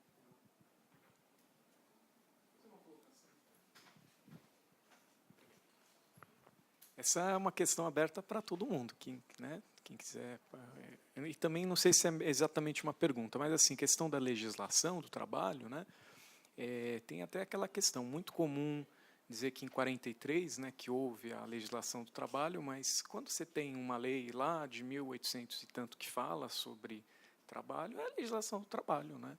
E aí fica essa questão 43, que a legislação do trabalho é fascista, a Carta do Lavoro, esses ataques que não são ataques recentes, são fluxos de flexibilização da legislação trabalhista, aconteceu ao longo de todo o século passado, pelo menos desde a década de 60, acabaram com a estabilidade decenal, depois colocaram o FGTS, não é? Lei do estágio, terceirizações, que começaram lá em 80, depois as terceirizações foram ampliadas, hoje querem acabar. É uma coisa que é um processo histórico assim, que ele é um processo antigo já, né? Então, se a Câmara Municipal de São Paulo edita uma lei, essas pessoas são escravocratas, edita uma lei para estabelecer como que vai ser o trabalho doméstico, essas pessoas, de repente, estão aí ainda, né? Com certeza estão, né? Então, na realidade, a mudança não vai vir pela lei. É uma questão que a gente atribui à lei, a esses processos de criação dessas normas, um status que não merece. Porque, se você para pensar, na realidade é a lei que se adequa ao estado de coisas escravista, né? Porque se você tem pessoas que profundamente estão relacionadas com esses interesses do capital, editando leis para acabar com a legislação do trabalho, uma legislação que minimamente ela acaba protegendo, apesar de ela, na verdade, garantir a própria exploração, mas tem essa questão contraditória. Mas, assim, o que eu quero dizer é o seguinte, a lei não é por meio dela que a gente vai, porque ela é uma aparência só. A sociedade ela sempre foi assim, não é? E ela tem esses fluxos para garantir essa questão aberta, não é só uma colocação que me veio à mente. Muito obrigado. Alguém mais? Quem quer responder? Eu vou pedir a permissão para procurar duas imagens para ajudar Eu queria começar comentando essa questão, né, que o Douglas colocou, de como aqui no Brasil existe essa dificuldade de dizer que existe o mundo dos brancos e o mundo dos negros, né? E eu, como mulher branca, reflito sobre isso por exatamente também pensar de uma forma acadêmica, né, num espaço de brancos, que é a Universidade de São Paulo, fechado a cotas, inclusive, que aqui no Brasil não se discute branquitude. A racialização, o negro é o outro. Branco não tem cor, assim como o homem não tem gênero. Se a gente for pensar, mesmo nos estudos de gênero, gênero é mulher. Homem não tem gênero. Discutir mesmo essa questão do mundo das práticas de escravidão hoje em dia, análoga à escravidão, dizer que existe no trabalho da construção civil é uma questão de gênero. São homens, migrantes, descendentes de africanos e de indígenas, migrantes Existe uma questão ali de gênero, assim como se a gente fala de trabalho doméstico, existe raça e gênero ali também, né? Mas eu acho que existe aqui no Brasil esse discurso, aí tem a ver com Gilberto Freire, com o que o Douglas estava colocando, de pacificação, de neutralização do conflito social, racial, socio-racial. Ah, não, mas a questão é social, a questão dos negros ela é social, né? E não uma questão de que, de fato, existem espaços, a maneira como os territórios são ocupados, né? Um bairro onde eu vivo, né? Eu não tenho negros como vizinhos. As pessoas com as quais eu me relaciono, com exceção de algumas amigas que eu tenho, são de pessoas que vêm trabalhar no mundo dos serviços no meu bairro, seja no mundo do supermercado, né, ou nesse cotidiano onde, de fato, só que isso é naturalizado. O que eu quero dizer, tem uma coisa assim, muito, muito forte que eu vi, que eu estava vendo um professor de direito do Mackenzie, que é um homem negro, Luiz, que é diretor do Luiz Gama. Ele disse uma coisa muito forte, que Silvio Almeida, que é uma questão assim que, por exemplo, eu quando eu entro na universidade, primeiro dia que eu entrei na Universidade de São Paulo, eu tinha 17 anos, entrei direto, estudei numa escola particular apenas com brancos, nunca tive uma amiga negra, um amigo negro, né? Sempre foi. Quando eu entro num espaço na Universidade de São Paulo, não me choca só ter brancos. Eu não saio na rua fazendo manifestação porque só tem brancos. Agora, isso é uma coisa que ele falou, que para uma pessoa, isso é uma coisa naturalizada, de que certos espaços são ocupados apenas pelos brancos, por homens e mulheres brancas, e outros por negros. E isso essa questão, acho que racial, o que existe, o que eu acho que é importante, é colocar a questão da branquitude também, onde os brancos não se sentem brancos. Porque a racialização é o outro, é o negro. E porque os brancos, isso é uma questão muito séria, não têm a menor noção do que é ser negro aqui nesse país. Mas a menor noção. Isso eu percebo porque, olha, que eu estudo, eu tenho amigas, eu tenho trabalhadores, pessoas que eu conheço, eu me interesso, e eu gostaria de transformar essa situação, e eu me sinto também fazendo parte dela e responsável por ela. Mas não se tem noção. Né? E isso tem a ver com voz, isso tem a ver com política. E aí eu gostaria de fazer fazer uma colocação com essa questão da lei, porque a lei no Brasil ela é muita coisa chamada para inglês ver. Inclusive a gente pode voltar para a lei de 1830, quando de fato quando existe uma lei que acaba com o tráfico com a África, de 1830 a 1850 tem um boom do tráfico ilegal, né? Então, de pensar que existe uma questão política, eu acho que a questão é quem faz essa lei, quem ocupa o legislativo. Quem ocupa? Por que apenas em 2000, agora recém, em 2013, foi sancionada uma lei que excluiu as mulheres negras, trabalhadoras domésticas, da lei de 43, que foi uma lei muito patriarcal, inclusive, né? Então, assim, a gente pensar a questão de como é importante, enquanto a gente vive numa democracia, enquanto, né, esse Estado burguês ele é o que é, porque existem leis que o defendem. Agora, pensar a representatividade. Essas leis elas são feitas assim porque são os brancos e homens, em sua grande maioria, que ocupam e que fazem essas leis. Existem movimentos organizados, existem momentos, né, de atuação política, existe a bancada, né, de mulheres negras, de homens negros, de mulheres nas câmaras, mas é uma pressão muito desigual, porque aí por uma série de questões estruturais dos partidos políticos, de tempo de trabalho, né, então, assim, de pensar a política nesses espaços. Quem faz essas leis? Se os negros e as negras e indígenas estivessem lá fazendo essas leis, a gente pensaria a aplicação dessas leis. Porque aonde que está a questão da lei brasileira? Eu não sou da área do direito, mas que é uma na Constituição, tem passagens extremamente que discute, né, a questão do valor da vida humana, direitos sociais. Agora, como transformar isso em realidade para os seres humanos, negros, empobrecidos. Então, assim, acho que pensar a lei, pensar a questão política, briga, é espaço, é voz. E o que eu acho que é muito importante, que é uma coisa que eu vivo, eu sou branca, eu tenho família, eu tenho muita gente conservadora que eu conheço, que não pensa como eu, né? E existe uma questão que é privilégios. Uma sociedade mais justa, racialmente, por gênero, e a questão também de sexualidade, eu acho muito importante a gente colocar também, né? É que existem privilégios, as pessoas que têm privilégios, elas são muito aferradas a seus privilégios, e elas não têm a noção de que são privilegiadas. Isso é uma coisa, porque existe um discurso liberal da meritocracia. Eu estudei, eu me esforcei, eu rachei a minha cabeça para prestar o meu vestibular em Física e em Química para poder entrar na Universidade de São Paulo. Mas eu não pensei que, enquanto esta porta... Isso foi é difícil se sentir responsável e se sentir num lugar de privilégio. Né? Enquanto tem um discurso, uma ideologia que diz que nós, brancos, conseguimos por nosso esforço próprio. Mas nós não pensamos, por exemplo, que a minha mãe e o meu pai puderam pagar esta escola privada para mim, enquanto havia uma mulher negra que me ajudou a me criar. Irani Farias, que faleceu faz pouco tempo, inclusive. Que permitiu que o trabalho da minha mãe fora de casa também, porque a gente tem que pensar o capitalismo, criação de filho. Né? Não é, essa jornada de trabalho ela não é pensada também para a reprodução. Né? Então, se colocar como nós, a sociedade inteira, os brancos, se colocarem numa posição de pensar os nossos privilégios, né? E reconhecer que não é fácil. Né? Assim, por exemplo, quando eu vou... Isso foi uma coisa que foi recente, de olhar numa entrevista de emprego, onde havia... eu tive colegas negras no museu Memorial da América Latina, de pensar, quando uma porta ela se abre para mim, ela não está se abrindo para mim porque eu estudei, ela está se abrindo para mim também porque ela se fechou para alguém. E não é fácil a gente olhar para esse admitir e pensar soluções e saídas onde tem que haver uma perda de privilégios para a vida de muitos melhorarem, a vida de alguns vai ter que se transformar, vai ter que mudar. Né? Então, assim, não vai ser porque os brancos vão ser bonzinhos. Tem que ter luta, tem que ter, porque a gente não pode depender dessa... Né? Mas acho que a questão do debate, da conscientização, é muito importante.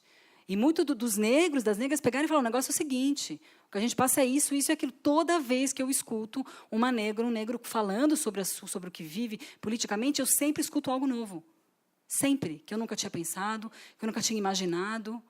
Né? Então, existe uma coisa assim dos negros, negras dizerem coisas. Falar para vocês, escuta aqui uma coisa. Sabe? Enfim, é isso que eu tenho para dizer. Muito legal. Esse trabalho do movimento negro me deu, em particular, e para o nosso grupo, possibilidades de conhecer pessoas, lugares, né? E a gente é muito amigo do Lázaro, que agora lançou um livro sobre as experiências de vida dele. E ele é muito parceiro do Wagner Moura, né? E aí também a gente conheceu, agora, por último, o Wagner Moura, e conversando com ele disse, olha, escrevi o prefácio do livro do Lázaro agora, que está sendo publicado e parece que está nas bancas a partir dessa semana. E ele diz que, lendo o livro, em vários relatos que Lázaro faz da vida dele, e eles passaram muitos anos juntos, o Wagner estava com ele e nunca percebeu que ele tinha vivido aquilo. Ele fala, pô, mas como é que você sentiu isso ou viveu isso? E eu estava lá, eu não vi, cara. Por que você não me falou? Então, é muito essa analogia. Porque a gente tem experiências com a vida que são diferentes, porque o mundo é diferente para um e para outro. O mundo é feito para um e para outro não, ou para outro de outra forma. As leis são, via de regra, fruto da correlação social dos segmentos estabelecidos. Então, veja, eu brinco, né? A gente aprende na escola desde o primário é coisa de gente velha, desde o ensino fundamental, que o Brasil, a gente sempre teve o tráfico negreiro, não é essa a palavra? Tráfico. Só que só é tráfico a partir de 1830, não é? Ou seja, mentira, quer dizer, a empresa colonial e depois imperial ganhava tanto dinheiro com o comércio de pessoas do que com a usurpação da terra, das riquezas no Brasil. Isso é pouquíssimo trabalhado. As pessoas crescem imaginando o tráfico como algo que não era permitido, mas era feito. Então tinha alguém que proibia. Não é verdade. Isso tudo serve para amenizar o impacto do tamanho da desgraça que foi a escravidão. Isso nos educa. Né? O que nos educa é a permanente ideia de minimizar o que é, de fato, a relação racial no Brasil. A relação racial, ela estrutura a classe. Veja, o Brasil, diferente de outros países, mas a América como um todo, mas o Brasil em especial, como um país que teve talvez a maior escravidão, né, a mais longínqua da história da humanidade, ela se forma a partir da escravidão. Tudo que a gente conhece é pós-escravidão. A escravidão vem primeiro, as relações raciais, as relações sociais. Isso que a pessoa falou é muito importante, porque criaram um subterfúgio no debate de cotas no Brasil, que é dizer assim, mas isso não é, isso se resolve com o social, né? Como se tudo não fosse social. Tudo é social. Cota para mulheres é social, cota para pessoas com deficiência é social, cota racial é social. E os caras constroem um subterfúgio contrapondo o social com o racial, que é uma estupidez. Mas como a Globo repetiu, a Folha repetiu, a gente cai nesse absurdo. Mas tem uma revista nas bancas desde hoje. Vocês, por favor, comprem essa revista. A revista Cult, é esse o nome? Cult? Que está com a Sueli Carneiro na capa. Talvez a primeira capa preta da revista, ou das pouquíssimas. Pouquíssimas revistas se dão esse trabalho. E ela dá uma super entrevista em que a manchete é essa, né, da capa. A raça estrutura a classe. As relações sociais no Brasil se dão a partir das relações raciais. Tudo no Brasil se dá a partir das relações raciais e de gênero, né? O patriarcado e a questão racial, estruturas de desigualdades. Eu vou parar de falar agora só mostrando as imagens que eu queria, porque são muito, muito, muito, muito simbólicas da permanência da escravidão. Começando por essa. Olha lá. 21 de dezembro de 2012. Era escravidão? Era ditadura militar? Pois é. Ó, assinado por Ubiratã de Carvalho Góes Benedutti. O que aconteceu com esse comandante depois dessa ordem? Alguma novidade nisso aqui? Não. Bom, a não ser eles criarem prova contra eles mesmos, não tem novidade, certo? Muito bem. Eles só colocaram no papel a prática habitual da polícia militar. Mas a hora que vai para o papel tem um peso, não tem? O que aconteceu com o Ubiratã de Carvalho Góes Benedutti? Ele foi promovido. Gente, é disso aqui que a gente está falando. Não precisava ter isso para a gente, né, discutir o tema. Porque o tema ele está na nossa vida cotidiana. O número de mortes, de presos. O Brasil tem 700 mil presos. É a quarta população carcerária do planeta. 1% talvez seja de pessoas de classe média alta e ricos. 99% são de pobres. E essa pobreza tem cor. Não é menos... Os ricos têm uma cela especial se tiverem ensino universitário. Exato.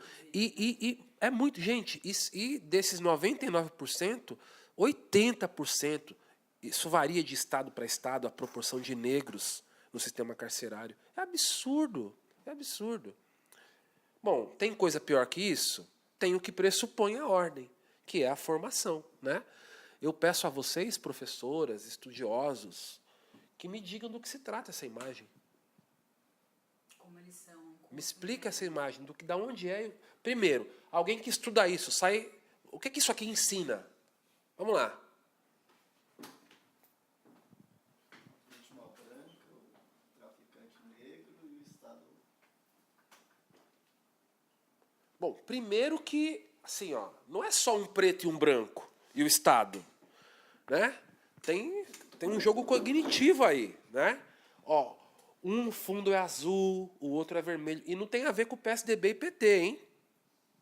Né? Não é isso. Olha o detalhe, gente. O rapaz lá em cima, para além de ser negro, tá com uma cara de desconfiado, olhando de rabo de olho, uma carinha azeda, um cavanhaquezinho sujo. Gente, o outro rapaz aqui, tadinho, dá dó de olhar para a cara dele, ele tá sereno, ele tá com uma cara de... Para além de ser branco, vítima. Né? Ele é louro, cabelo alourado. Agora tem um detalhe, olha lá em cima, o rapaz está sem camisa. O de baixo está com camisa.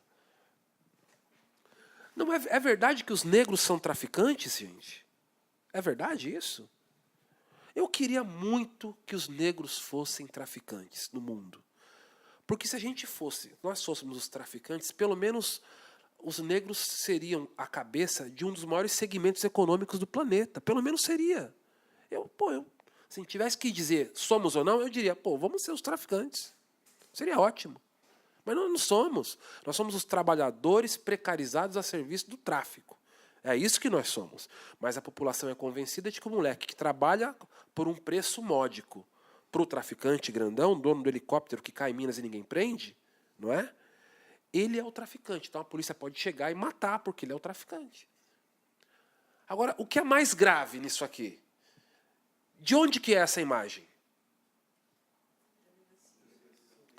Delegacia Legal, companheirada, é um programa, né, é um programa considerado progressista, né, de avanço, de lida com direitos humanos, da polícia do Rio de Janeiro. Isso aqui é uma folha de uma cartilha de formação da PM do Rio de Janeiro. É como ele foi educado, aquele cara, o Biratã ali, que... Né? O que precisa mais? Sim, não precisava disso, mas a gente tem também, entendeu? Sim. Então, por que eu não posso? Como é seu nome, querido? Por que a mãe não pode dizer? Por que será que a mãe não pode dizer? Imagina se esse conflito estoura, cara. Não pode. Nós não podemos lembrar que o nosso país é dividido em raças. Nós temos que esconder o óbvio.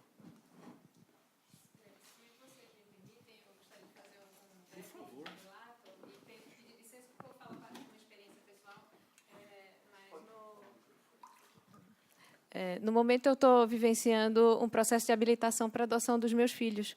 E, nisso, eu tenho que participar, eu e meu marido, a gente tem que participar de grupos de apoio para discutir e amadurecer essa escolha e tal. E eu não sei se vocês sabem, mas, em algum momento, a gente vai ter que preencher uma ficha para entregar na vara, às psicólogas, assistentes sociais, sobre o perfil dessa criança, ou dessas crianças. E algo que tem chamado muita atenção desde que a gente começou a participar dos grupos é como os pretendentes justificam a questão da raça e do gênero. Né?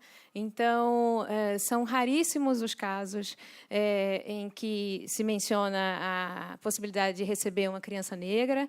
Né? Geralmente, as escolhas são para crianças pardas, brancas e pardas, independente da cor desses ou da raça desses pretendentes. Né? E é interessante escutar como se justifica isso. Né? As pessoas dizem que o meu filho ele vai enfrentar preconceitos. Né? Se eu adotar uma criança negra, ela vai enfrentar preconceitos, então eu não quero que ela sofra. Né? E, a partir daí, quantas discussões a gente pode ter? Né? Porque, assim, eu não quero que ela sofra, né? E esse contexto juntos, a gente mudar essa situação. Né? Até na hora de fazer uma escolha como essa, que é de montar o núcleo familiar, né? Aquela célula mínima desse contexto social amplo que a gente está discutindo aqui, até nisso, as pessoas continuam condicionadas a essa falsa democracia racial, né? E que, ao mesmo tempo, o que prevalece é continuar jogando o jogo da sociedade preconceituosa. Né?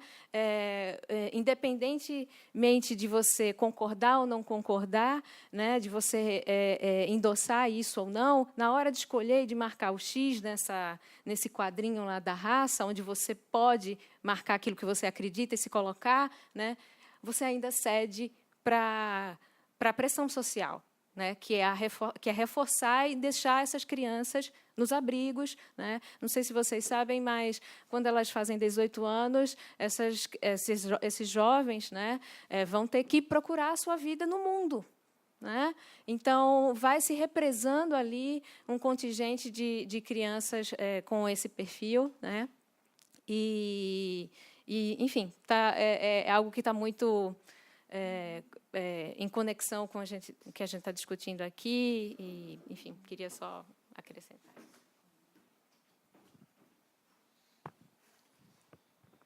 Antes de passar para as considerações finais, e aí comentar, porque a gente já estourou em 20 minutos o horário, e 1h30 eu tenho que começar um grupo, justamente com essa questão das varas de infância e juventude. A gente faz um trabalho para discutir essas questões lá em São Miguel Paulista, e a gente já deveria ter saído, enfim.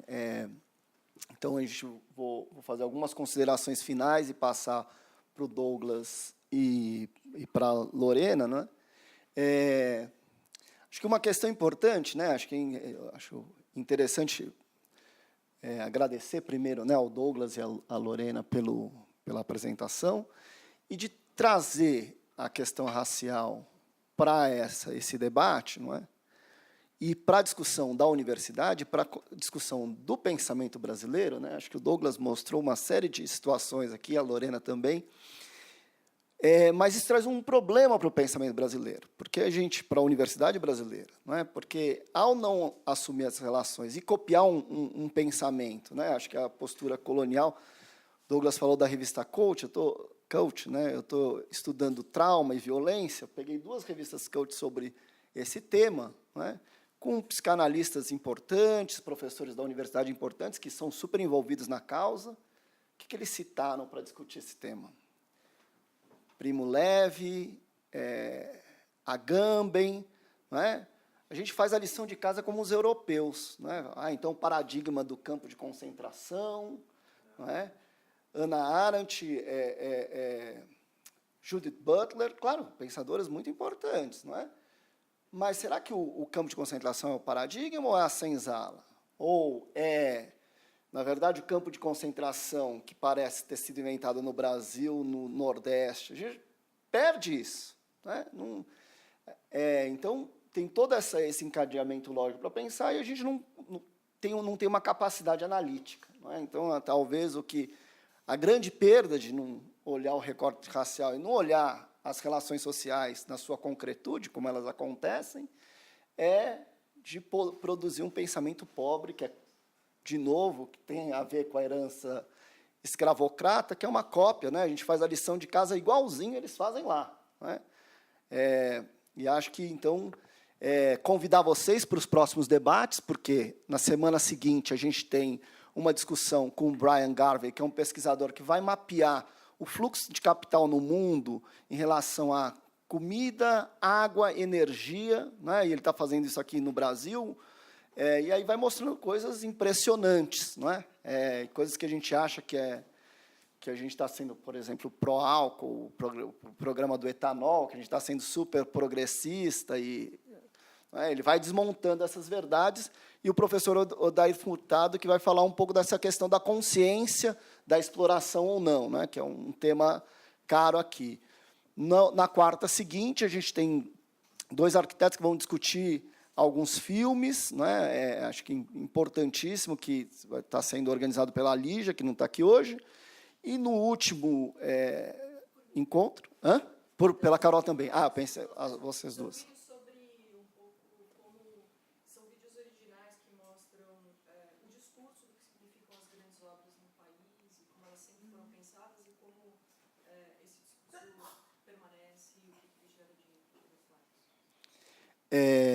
E no último encontro, né, o tema é a cultura como forma de enfrentar o legado da escravidão, e aí o Museu de Liverpool, né, Liverpool foi a capital do tráfico de escravos, né, então, quando do comércio de escravos, né, como o Douglas apontou aqui, era um comércio legalizado e que financiou a Revolução. Os historiadores de Liverpool vão mostrar isso, como a venda de escravos no mundo todo e a bolsa de escravos que existia em Liverpool financiou a Revolução Industrial. Né? Vão mostrar um pouco isso. Né? Então, a Inglaterra fala, nós libertamos porque, né, tem essa relação aí. E o papel do museu lá de Liverpool e o Museu Afro-Brasil aqui nessa discussão. Né? Então, agradecer, passar a palavra aqui para considerações finais. Eu queria falar alguma coisa, ela não falou. Desculpa, eu perdi.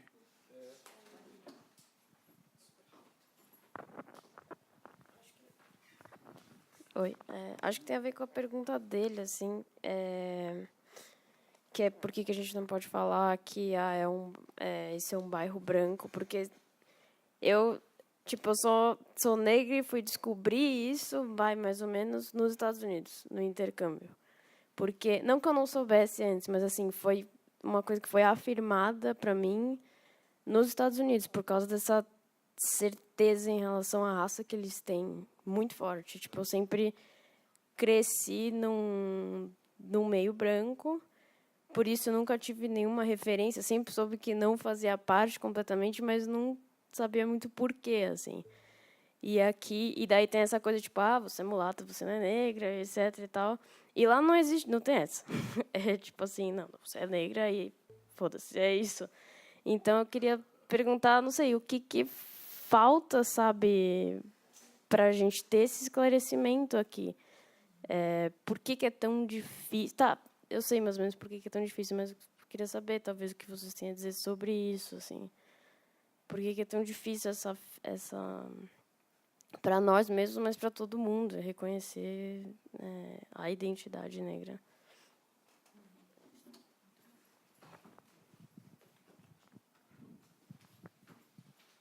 Bom, é óbvio que não vou conseguir responder, mas eu vou brincar com professor de história incompetente trabalha com linha do tempo. Eu trabalho com linha do tempo. Tudo bem?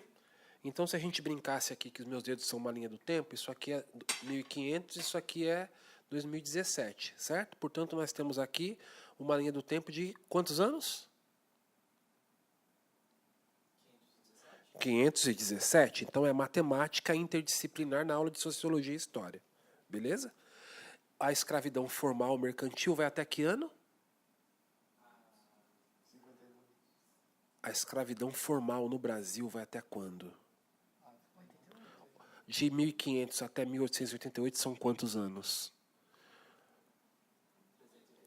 388 de 517, se eu fizer uma regrinha de 3 e achar a proporção, qual é a proporção?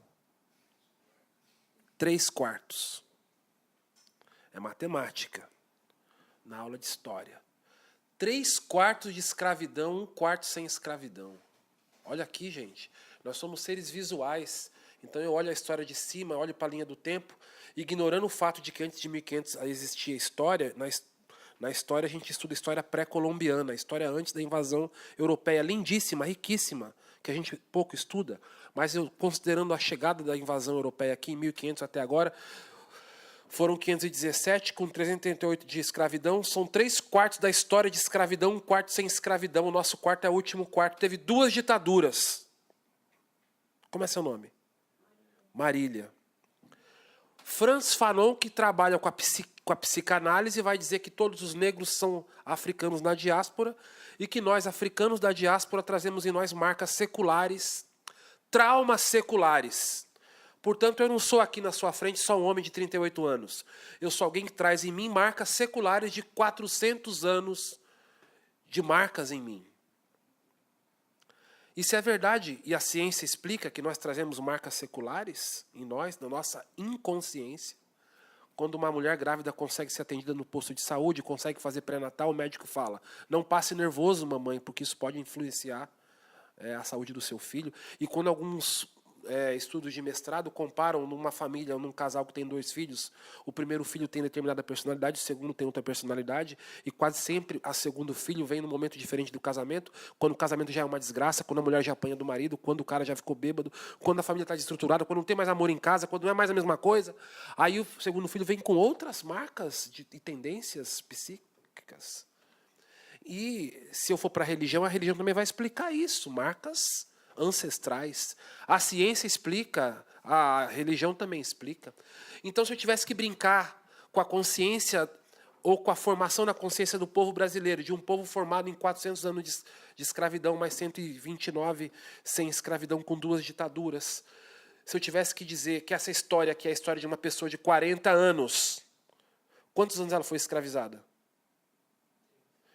E o que aconteceu com ela nos últimos 10 anos sem ser escrava? Foi presa 2 vezes. Não morreu. Está viva. Como é que está a cabeça dessa pessoa? Como é que está? Palavras. Desequilibrada. Troca. Raivosa. Traumatizada. Triste, humilhada. Sem autoestima. Revoltada. Gente, tudo isso são características da consciência do povo brasileiro. Sobretudo do povo preto brasileiro, do povo negro. E nós cobramos desse povo essa consciência que você está me perdendo agora. Como é possível? Eu preciso entender isso. Porque nós somos foda só de ter sobrevivido, velho. Entendeu? Nós somos foda, nós estamos aqui. Os caras queriam exterminar a gente. Nós somos a maioria do povo brasileiro. Nós somos foda. Então, nós vamos chegar lá. Eu quero terminar com esse vídeo no final, não vou embora não, tá bom? Muito obrigado. Eu queria só, assim, fazer um comentário de algo que teve uma discussão que eu tive num curso que eu fiz lá na USP, e tem uma grande amiga minha, Clícia, que é negra, e aí uma das discussões colocadas também, porque era uma classe que tinha muitos alunos negros, é discutir essa questão de como, das dificuldades de autoestima e de como é difícil para muitos brasileiros aqui no Brasil se afirmar como negro. E aí eu lembro alguma coisa assim de quando você tem que escolher pardo ou negro, de colocar, uma pessoa falou, não, negro, mas que a pessoa do censo fala, não, mas por que você não põe pardo? Por que não põe, né, negro? Você vai colocar... Né, e de como essa questão, assim, aí essa minha amiga, isso é uma coisa que é difícil para nós brancos entendermos, falar, poxa, como é possível haver essa dificuldade de autoafirmação de muitas pessoas negras? Aí vamos falar de fenótipo, de coloração de pele e tal.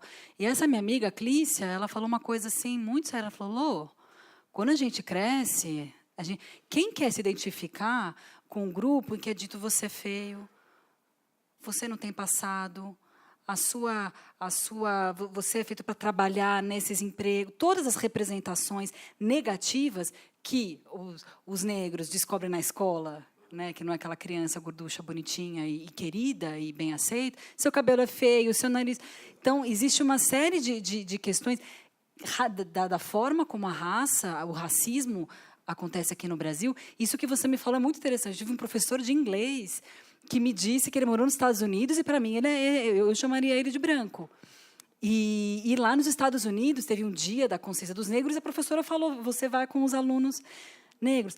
A forma lá, aqui, houve essa questão do branqueamento. Então, alguns mestiços negros, né, com a pele um pouco mais clara, os brancos passavam um pano, ninguém comentava, né, pensar Machado de Assis, pensar uma série de não se comentar, mas é claro que entre eles sempre é dito que ele não é um branco, né? Então, essa coisa do branqueamento, da seleção, né, e da ideia de mestiçagem, né?